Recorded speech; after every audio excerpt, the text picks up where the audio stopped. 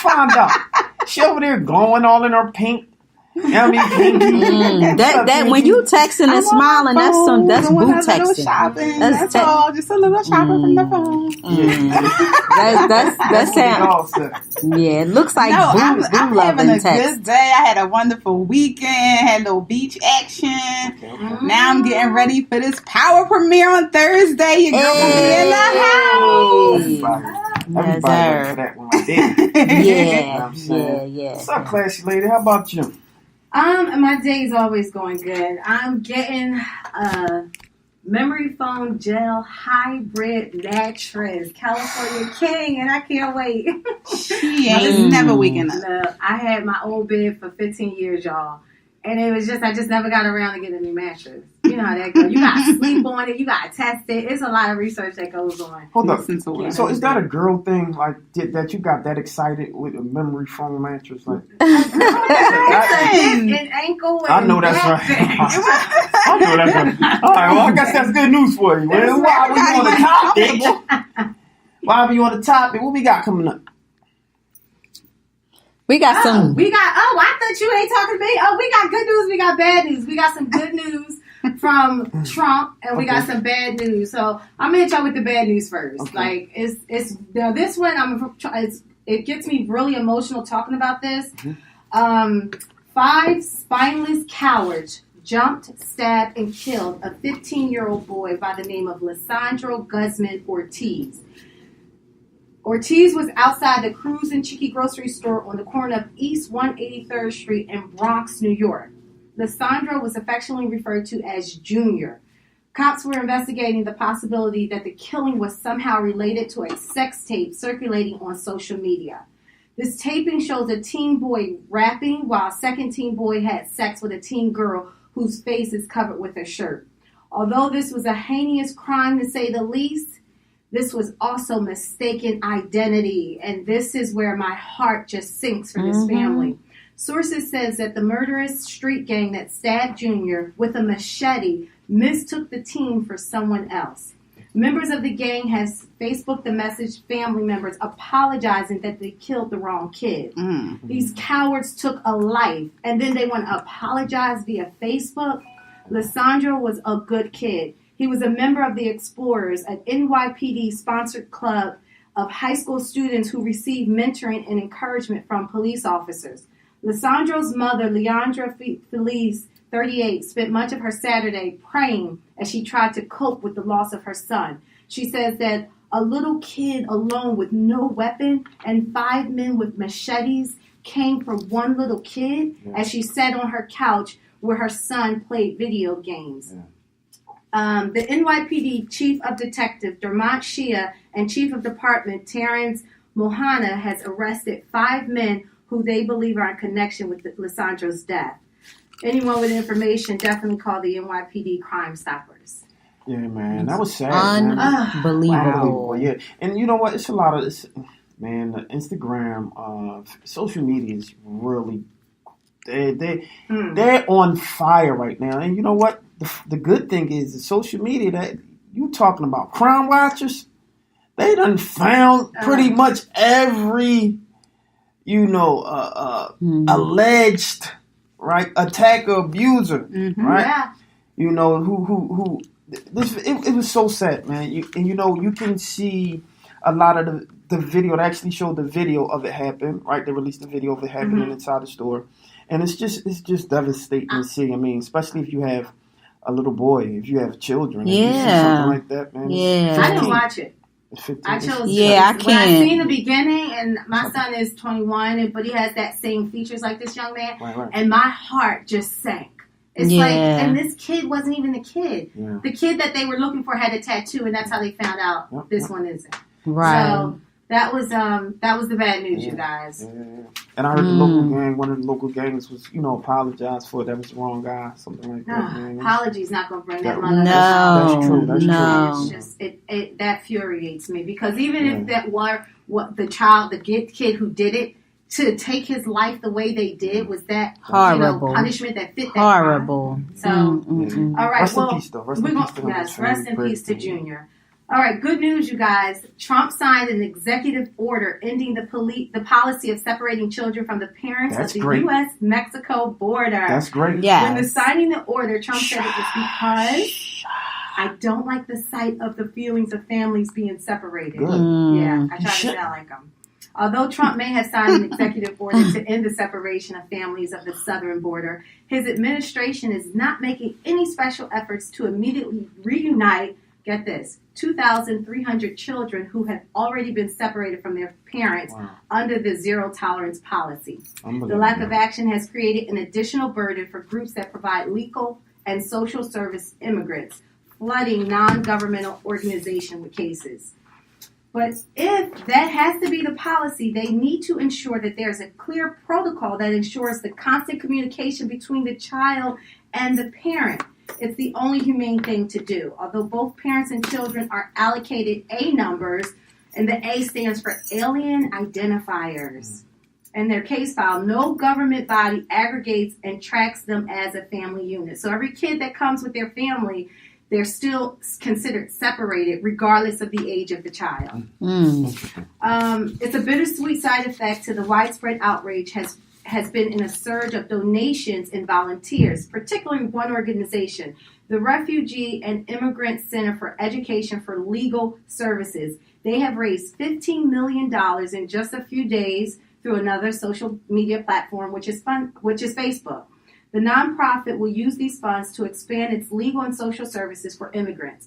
Part of this launch of the Families Together project aims through a coalition of like-minded groups to centralize data management and help organizations locate and reunite family members. So there is a stop to a degree of the separation of the immigrant children from their families. It's great that he's doing that, and it's great that he signed this executive order.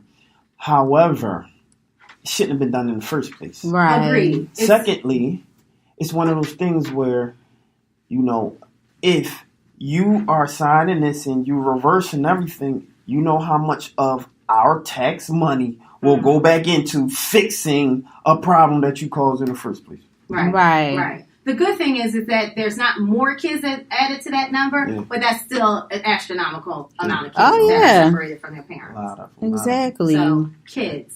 Yeah. Right. Yeah, but that's your good news and your bad news, y'all. Yeah, no doubt. There you go. That's good news about Classy Lady Sparkle. Good stuff. Mm-hmm. So what we got coming up next?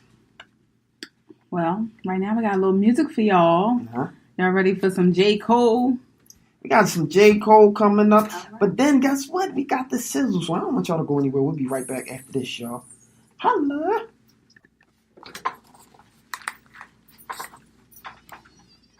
Love. Yo, What was that? Well, that's what it said at the end. I like that song right there. You know who that is, right?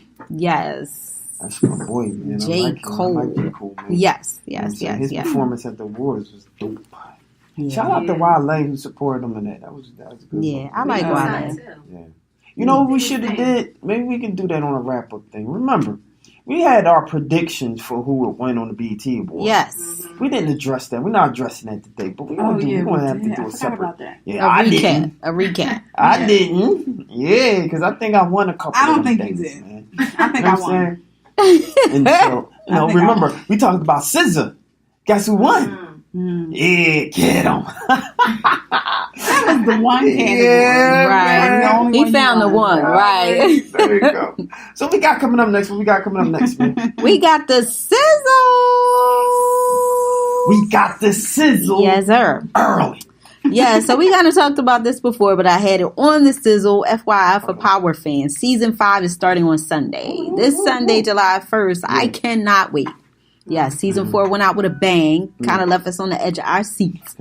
But check out the trailer. If you just thirsty for, a little something, like, check out the trailer if you haven't already done so. But, like, I'm sitting there like, why is Power only once a year?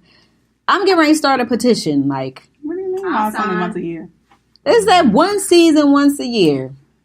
I mean, I'm like, what's up with that? Like, they doing something good. Yes, you got to do something. He went through some little average. I want to say, can I say litigation Maybe not, but he went through some Oh stuff. yeah, we covered that. Yeah, Stuff, man, before, you know Somebody was trying to say that 50 took the idea. 50 took the idea, and then it was an issue with stars potentially going somewhere else. And it was a direct TV thing. It was a lot of stuff that was going on. Remember, because I think you mentioned that. Yeah, we talked about potentially Power being somewhere in New York. I think direct TV, something like that. Right? And so man. So it could be a lot of different things that right. So I don't know. Yes.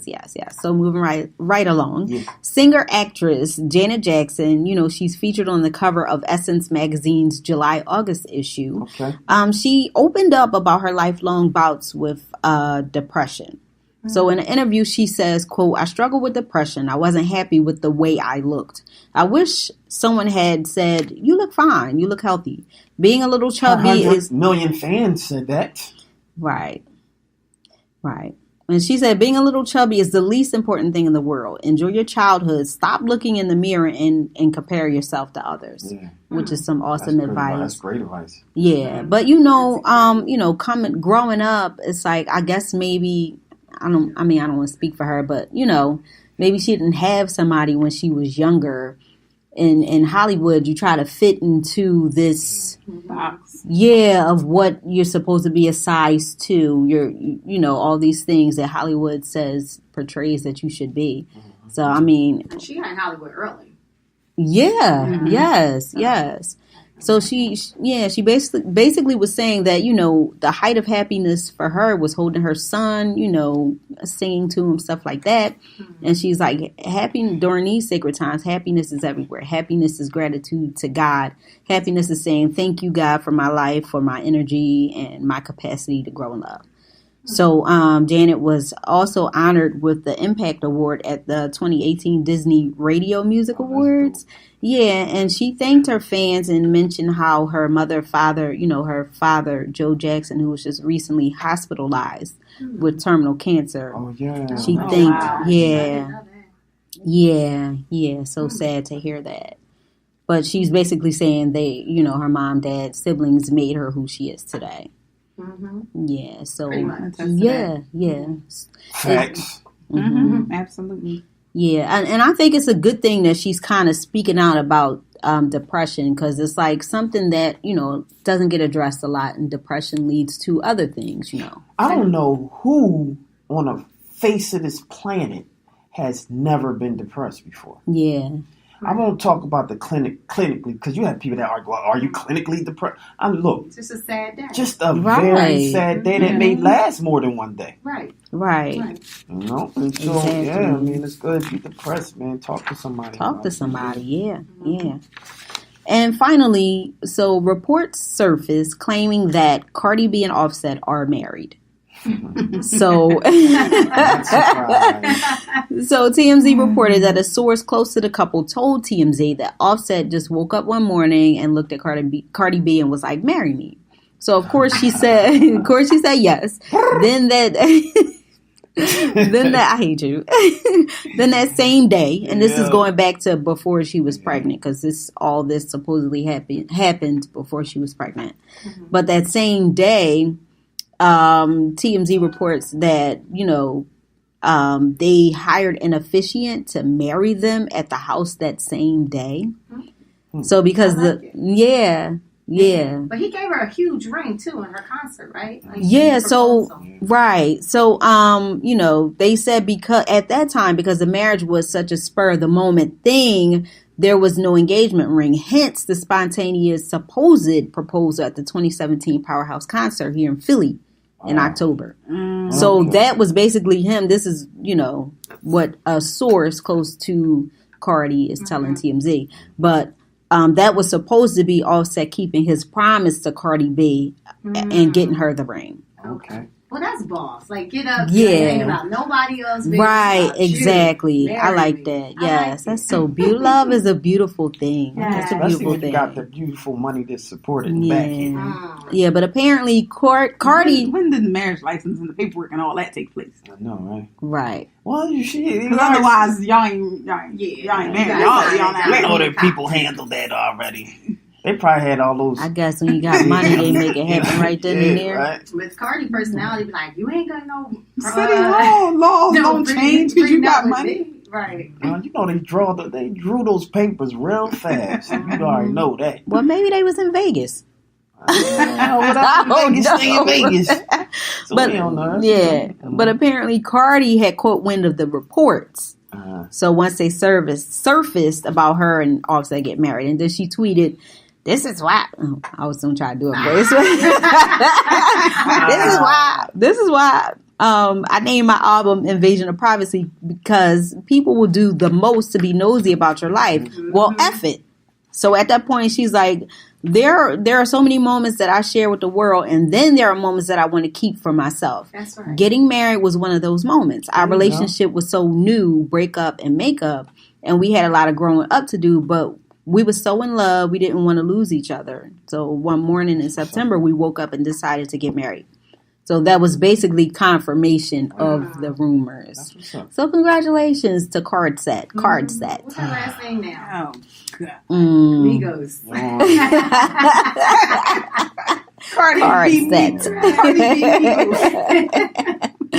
Yes, there you have it, ladies and gentlemen. That was the Sizzle. And that was the Sizzle, ladies and gentlemen. It's your boy Charles Gregory, beautiful. Lauren Sizzle. And the beautiful Classy Lady Sparkle. Lady Estelle, what we got coming up next? We got a little Kanye West for y'all. All Mine. You ready for that? All mines? What? All mine. You said all mines? All Mine. All mines, but I got something that's all ours. Let me say a little something right here. Sizzle was like, make sure you say this. Follow us on Instagram, Twitter, Facebook, and guess what now? Yeah. Radio. Yay. That's right. We on Radio. There you go. Where you at? He right there. Hey. There you go. This is WPPM Philadelphia 106.5. Let's film it. This is We Talk Weekly. After the talk with your boy Charles Gregory and the beautiful Lauren Sizzle. And the beautiful Classy Lady Sparkle. Lady Estelle, take us out to something real quick. To the show, right? Especially because if you know anything about We Talk Weekly, you already know your boy Charles Gregory. And man, I'm touched. We sit down and talk to the beautiful people and find out about them. We talk about black business. We talk about entertainment. We talk about a lot of different things, especially when it comes to the people who really are grinding, really putting in that work and doing the things that they do. So without further ado, we got Sizzle in the building. Sizzle, who we got today?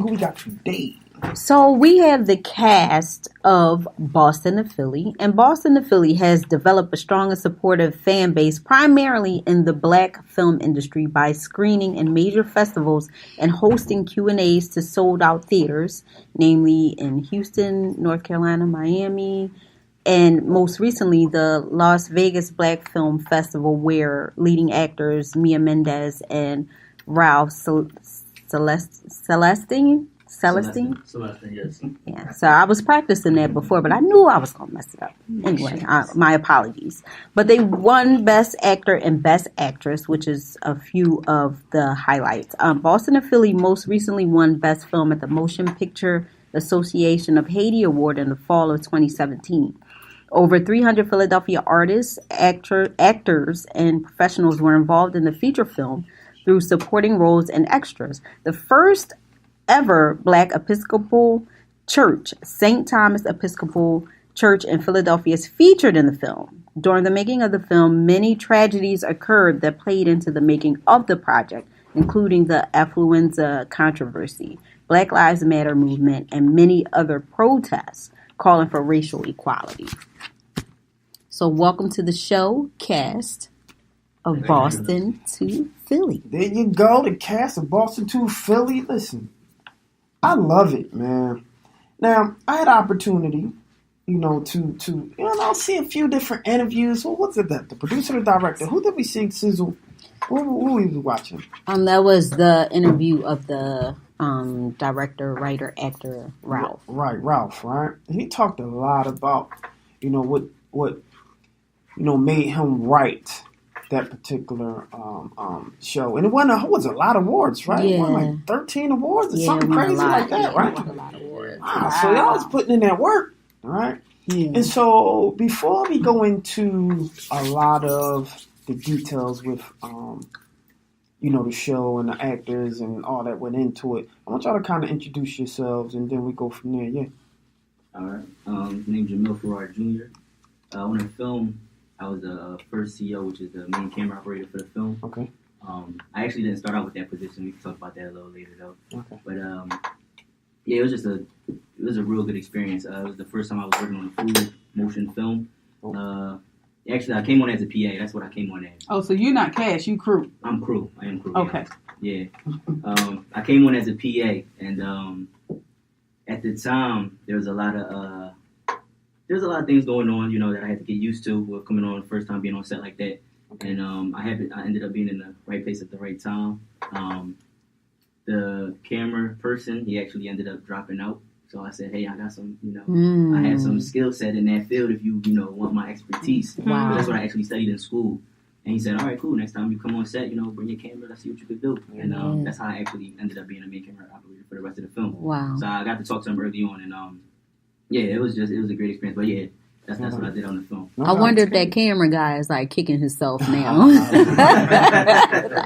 I try not to think about that. Just keep working, moving forward. Yeah, absolutely. Moving forward. Okay, good brother.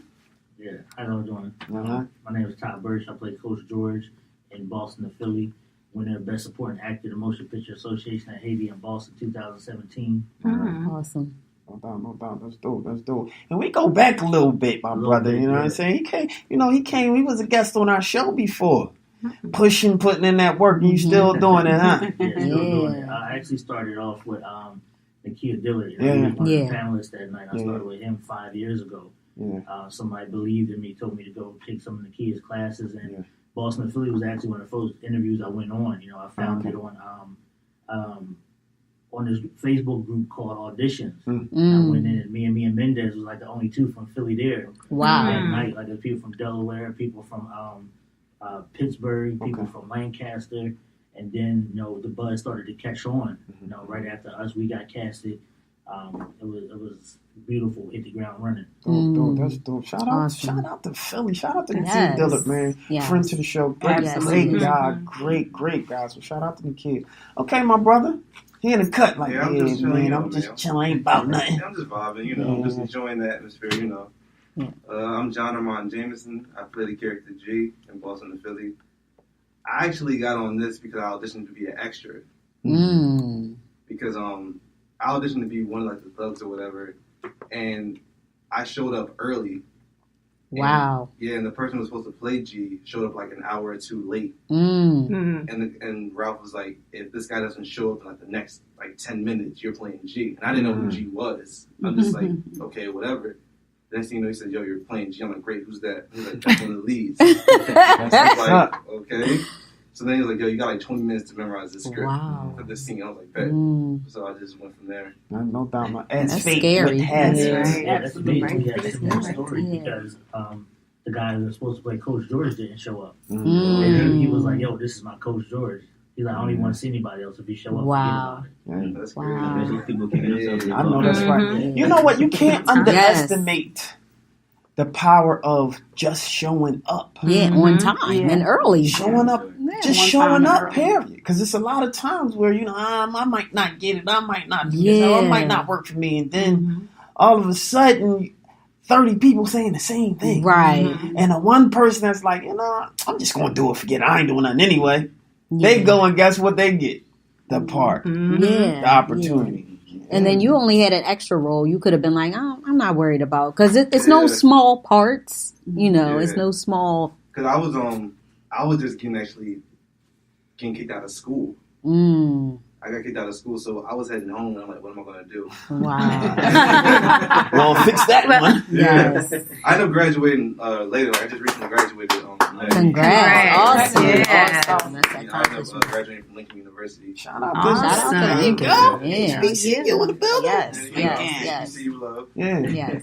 But yeah, I didn't care if it was big or small. I just wanted to actually start getting my acting up. Because I did Book and Nimrod. That's where I met Tyler. Oh, shout out to Book and they're friends to the show, too. And rest in peace. Rest in peace, man. She's, I gotta say that because she's a friend to the show, and she's really been pushing, against all odds, she's been pushing the Book and Nimrod, and she was told she couldn't do it, and why are you doing that show, and why are you wasting the money, and why are you doing this? And believe it or not, that's a pretty dynamic show, and hopefully, I'm not sure who's running it, but hopefully they continue. Good. Hopefully they continue that. But rest in peace. It was one of the last things she said to us. Like, don't let nobody tell you can't do it. That's right. Put your mind to, Absolutely. It doesn't stop here. She, I remember at the Philadelphia Film Awards, she looked at me and she, Carla, she flared those nostrils up and she said, "I don't let nobody tell you can't do it." She was on stage and she told everybody that was the message she had for everybody. She left it. Right. So, tell us a little bit about your characters. Want to go first? You go first. Alright. G is like, kind of like a quiet to himself guy. Mm-hmm. Kind of artist. He's into jazz. He's into music, the culture, but he's not as aggressive. He just likes to be his own person and just kind of be on the righteous path as much as he can, but not in a rebellious way. Mm-hmm. And he actually starts to grow more out. We actually watch the film. His character grows more and more by situations, because life will make you grow whether you want to or not. Right. So his character is like forced to grow by certain circumstances. Mm-hmm. Mm-hmm. And you can see that's how actually life, will make you grow. So you can actually see the reality of it all. So how was it for you to get into this character and portray it the way that you think that the director wants it to be portrayed, especially given the amount of time that you had to just basically... When I first read the script, I tried to, get into the character's head as much as I could, try to figure out like, how would he react to this. And that's one of the hard parts when I first started acting. I didn't separate myself with the character. I was like, I wouldn't do this. Right. Like when I'm acting, I'm not myself. I'm whoever this guy is. Exactly. Mm-hmm. So I was like, how would this guy react? And then once Ralph was telling me, like, yo, he would do this, that, and the third. Mm-hmm. And anytime Ralph would tell me to do this, I would take it up a notch more. Because I'm like a perfectionist, is how I am. Right. So if he says, I need you to be like, in your feeling, I'm like, I'll make it dire. I'll make it even deeper than that. Right. So every time I had to get into, my head, the character's head, I just kept going more and more. It was so many times, like, I even stopped and I said, can we do that again? Yeah. His character was really fun to shoot and work with. And he embodied that character very well. Wow. But like you said, like how you brought it up and not whenever Ralph told him to do something, people tend to forget that that's what you want, because it's easier to bring someone from up here and bring them down. Whereas if you try to bring your character up, it's harder to okay, do this. I need you to keep doing this. If you start up here, it's easier to bring that down. And he did a great job on camera. You know what? And you said a little nugget too, and I want to make sure that I point out. When actors, especially new actors, go into, and actresses, they go into a role. I'll never forget what somebody told me. They said sometimes you have to commit ego suicide, because sometimes, and that's with everything, especially when it comes to men, we have a tendency to be all ego, right? But playing certain parts, you got to remember that it's not you. Right. And so whatever the part entails, you have to embody that person, right? Mm-hmm. Forget about who you are. Right. Maybe you might not talk high. You got to talk low. Or maybe you might not cry. This character... He cries. So you have to pull that out of you, and really that's what determines or defines what a true actor or actress is. But that's acting. That's acting. That's acting. That's the job. I didn't call him John on set. His name was G on set. I never called him by his real name. Right. When you're on set, you're in character. So that helps you to stay in character, though. Yeah. Mm-hmm. Like, I think I heard one time someone called me John. I just didn't respond. So tell us about Coach George. Oh, wow. Come on, Coach. After all that, Coach George is just the opposite, because I've been a coach before. So Coach George was me. And have a lot of similarities, raising young men, teaching them how to play basketball and stuff like that, playing football, giving them life lessons. I'm also a minister, so I coach. I'm a counselor. So Ralph was like, I need you to be you. So mine was like the total opposite. So he said, I need you to drop some nuggets. I need you to. There's a scene in the film, it's like a flashback scene with Jay Bez and myself. And we're sitting on a basketball court. All that was improv. Wow. It wasn't written. And then it was like, I'm like, please don't ask me to do this again, because I don't know what I said. But me being me got me Best Supporting Actor. Wow. But there are times where you have to get out of yourself. So I love Ralph for entrusting me to say, this is my Coach George. My audition got me written into the film. I was only supposed to be in there for the opening scene on the rooftop. Wow. Or in the hospital, rather. You know, when there's a scene where we're walking back and forth and arguing and he's about to leave. That's the only scene Coach George had. But my audition got me written into the film. And because of the research and because of the hard work put in, because Ralph said, you know, try it this way, try it this way. You know what? I would just let you do you. And all that. So thank God I got talent, you know. God trusted me with that talent, and here we are. Awesome. Yeah, absolutely. Awesome. Shout out to Mendez too. You know, she's your lead. She's one of the lead actresses, right? Yeah. So shout out to her. She's been in Philly, you know, holding Philly down for a long time and doing a lot of, you know, acting. How was it working on set with Mia? It was a lot of fun. Now, Mia's like preparation prior to shooting scenes it was just amazing to watch her because you know, everybody has their different techniques of how they, you know, get in the character. Right. Her, I used to look at her like, well, like she's really becoming another person right now. And then I would hate to go sometimes and talk to her like, hey, man, we got 5 minutes till set. It's like I felt like I was interrupting her. Yeah. Right. I just want to let you know we had 5 minutes. It sounds like I would come on set early just to see like how they would do their scenes and stuff. Even if I didn't have to shoot that day. And I was trying to say hi to Mia, and she looked such like... Yeah, like... I didn't want to bother her at all. I was about to say hi, and I just walked out. I'll just say hi afterwards. Once she's in that mindset, she's there. She's there. You can't get her out. Every scene. That's what's wow, you know, that's so awesome. You'd be on set for 10, 12 hours sometimes. Never lost any juice. She doesn't tell anything. She's one of the ones we met on Book of Nimrod. Also, that's where I first met Mia. You know, watching her work there, the same preparation and everything like that. And that was a year and a half before Boston2Philly. You know, she always kept it real. You know, one of the coolest people to work with. I love Mia.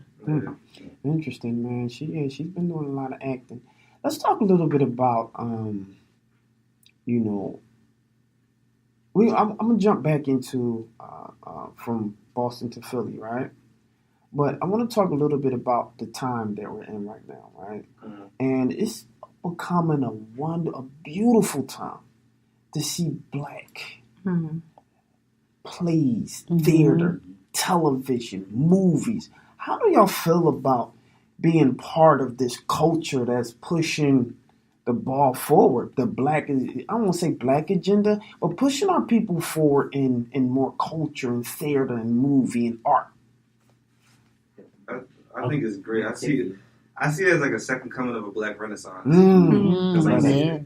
Yes, perfect. And actually be part of it the second time around, it makes me feel like I'm actually part of something bigger than myself. And so it does like, you know, justice. Yes, and yes, does it justice, and it's not just a phase or a wave, and it just, you know, dies down and forgotten about. This is something that's the beginning of something great, and it keeps going. Just keeps getting bigger and bigger. Yeah, I think what's so amazing is that now it's just a time for actors and actresses, writers, this, you know, people of color to you know, use those platforms to put out whatever you do. It's like we're winning awards now. It's like it's just such an awesome time. Yeah, I love it, and I love to see it. I love to see it materialize into what it's going to be, which is interesting because when y'all started the movie, right? When y'all started shooting, especially you, right?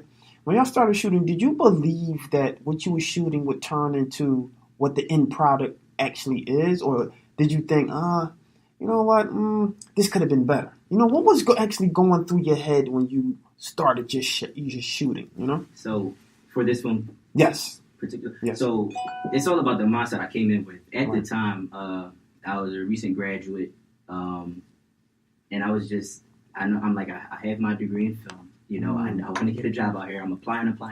No one's calling me back. And Boston2Philly was the first person to call me back. So just that alone, like, I was excited. I came on set first day, like, this is it. This is my time. You know, wherever I go, whatever film this is, I'm going to go in there and give it my all. And there were times where it was like, wow, like, what a lot of people don't understand is that we started out here, but then as time went on, the crew got smaller and smaller, which could be very challenging, challenging, discouraging. Behind the camera a few times. You had to help with certain little things.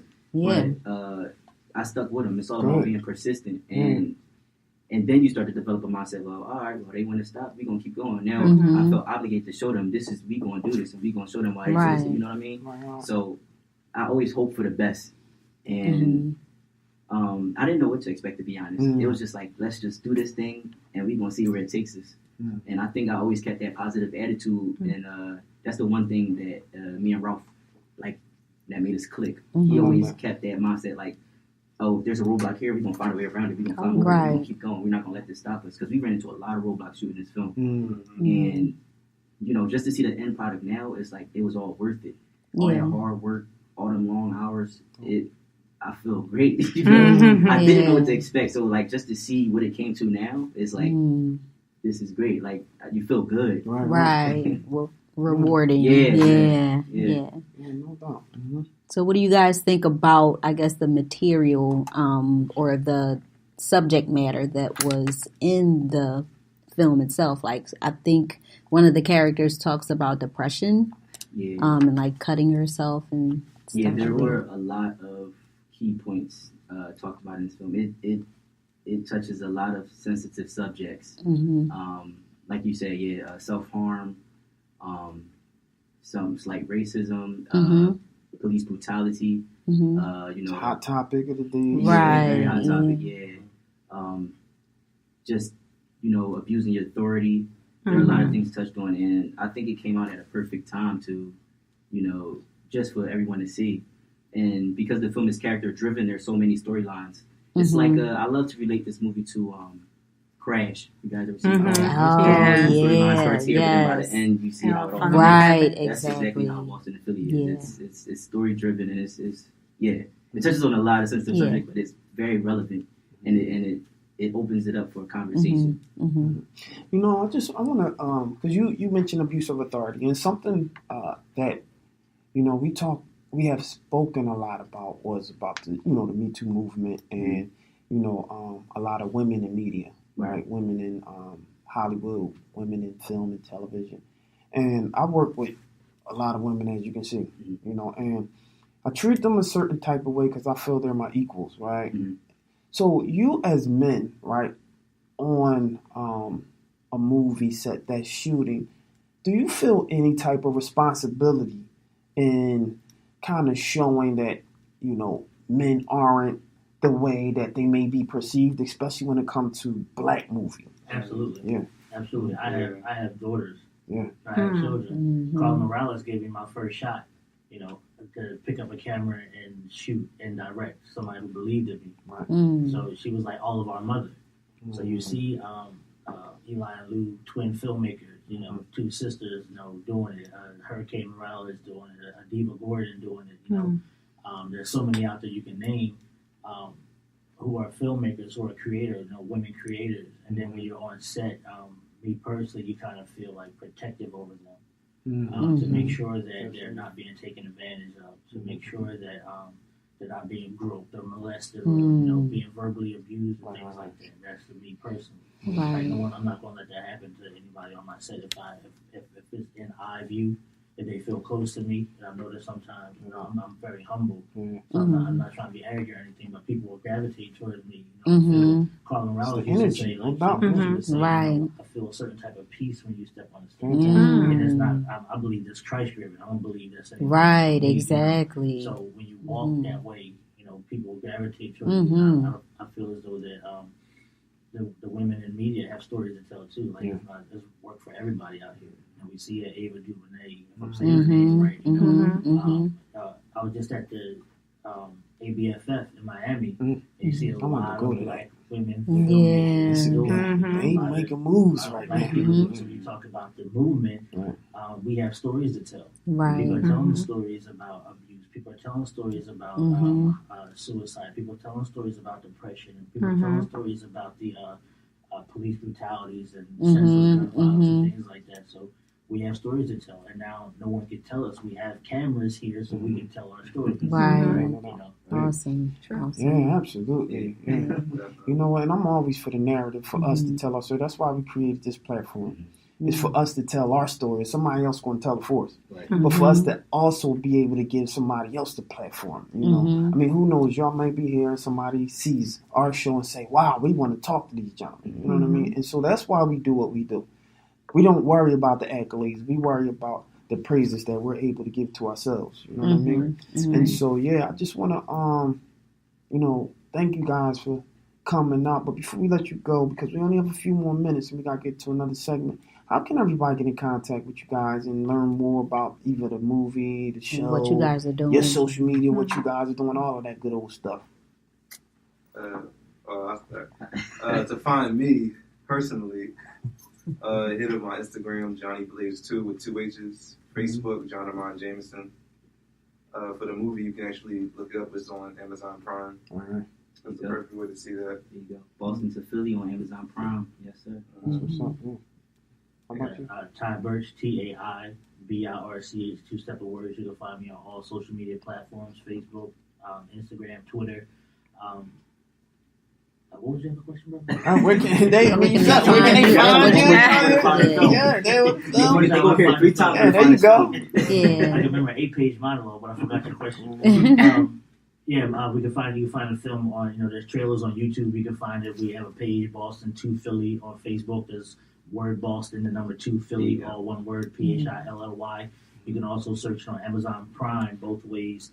Boston2Philly, the number 2 or the word 2, TO. On Amazon Prime. No doubt. Okay, brother. Yeah, I'm the same name on all social platforms. It's Jamil Farrar Jr. It's JAMIL. Last name FARRARJR. And once again, you can find Boston2Philly. We have the trailer on YouTube. It's dropped on Amazon Prime. Boston2Philly. And don't forget to put reviews. Support. After you watch the movie, love the comments, reviews, stars, rating, all that. You can follow the page for all upcoming events, everything. No doubt.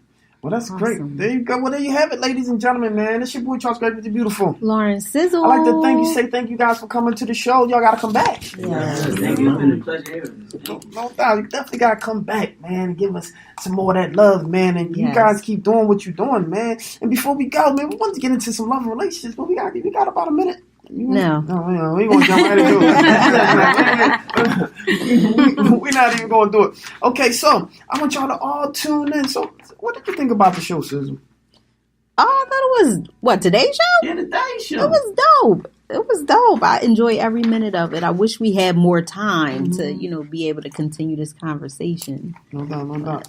But we gotta go. So before we go, we want you to make sure that you download the TuneIn app on WPPM up 106.5 FM and tune in every Tuesday, 7 p.m. for We Talk Weekly's After the Talk. And follow us on Twitter at Instagram at We Talk Weekly at Charles Gregory at Lauren_Sizzle Classy Lady Sparkle, but it's really Sparkle, Priceless One, and at Madam Touch. And We Talk Weekly is now on iHeartRadio, so shout out to that. And make sure you follow us on iHeartRadio and binge listen. This is what Sizzle always say, binge listen, right? Binge listen to the show. And like and follow us on We Talk Weekly Facebook page. Subscribe to our We Talk Weekly YouTube channel. And if you're in Philly, catch us every Monday night, 9:30 on Comcast 66, Verizon 5, 29 and 30. And download the little Authentic TV app. And guess what? Look on Roku. And you can find who? We Talk Weekly. There we go. So shout out to Afro Philly, MBG Network. We Talk Weekly is now in Birmingham, Chicago, Delaware, Houston, Jacksonville, Los Angeles, Miami, Newark, New Jersey, Washington, D.C., Philly, and all across the nation. Who do you look for? We Talk Weekly. You already know, but we gotta go, y'all. We want y'all to make sure that y'all tune in. We love you, and we out. Hello. Peace.